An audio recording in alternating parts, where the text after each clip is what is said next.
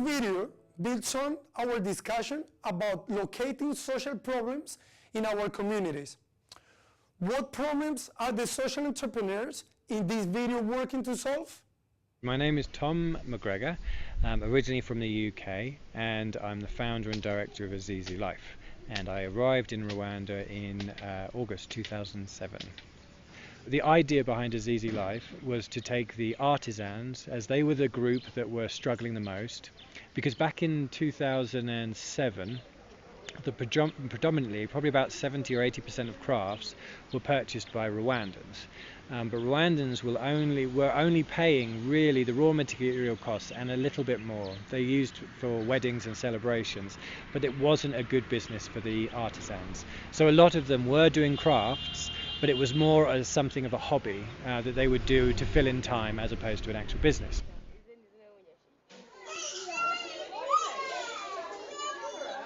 My name is June O'Sullivan. I'm the Chief Executive of the London Early Years Foundation. I run a social enterprise childcare organisation which is made up of 38 community nurseries, and we have developed a particular community model to try and meet the needs of disadvantaged families with other families in one central spot. So in the UK at the moment, the childcare market is very mixed. So a high proportion of services are provided by the private sector. So they're quite expensive, and they're also in areas of affluence. So in cities like London, which are of high cost, what you're seeing is instead of an increase in those children accessing those services, you're seeing a decrease in children accessing those services. The second thing is, for some years now, I think 3 governments actually now, so if you go back to the Labour Party, then the Coalition, and now the Conservatives, they have been pushing for the idea of free childcare. Free doesn't really quite do it. So it's free to the parents, the point of access, but actually it's not free to the providers, because again, it's very poorly funded. My name is Richard LeBur. I'm the Vice President of Finance and Strategy at the Atlantic Community Food Bank. So my role is to supervise the finances and administration, as well as the strategic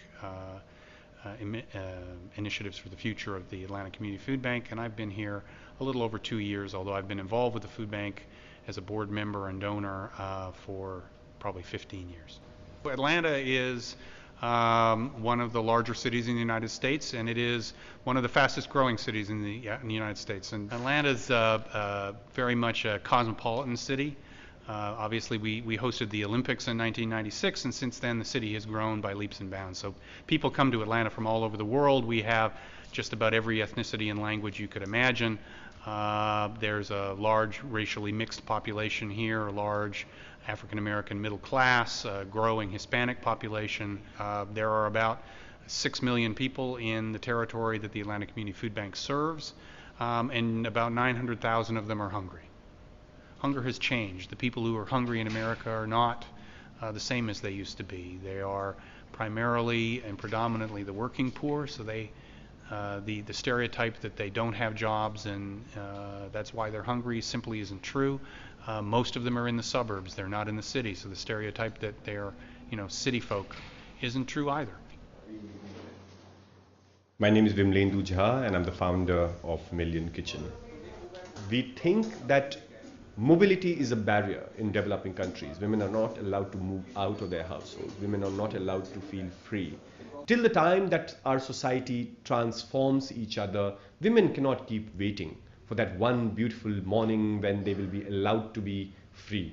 Till then, how can we use those boundaries or those cultural reasons of patriarchy? How can we flip it? How can we disrupt it and use it in their benefit? And that's what we're doing. Women, fine, their male counterparts do not allow them to move out of the house. Fine, we'll take the business to their house. Male counterparts don't let, they were all educated, but they were not allowed to work in an office. Fine, you'll earn the same amount of money sitting at your home.